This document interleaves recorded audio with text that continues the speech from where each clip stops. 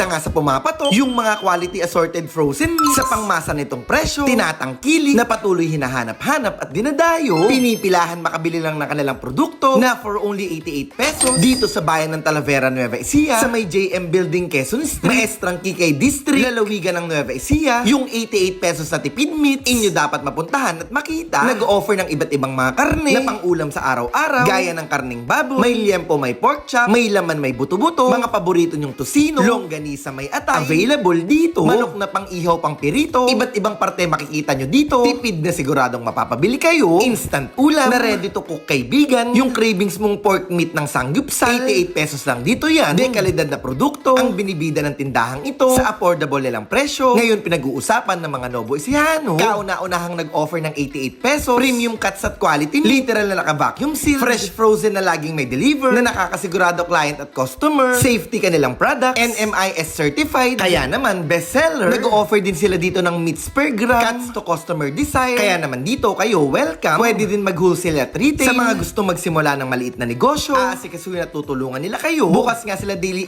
8 AM hanggang 7 PM sa mga naghahanap ng tipid at saktong presyo sa tipid meats. Tara, let's go!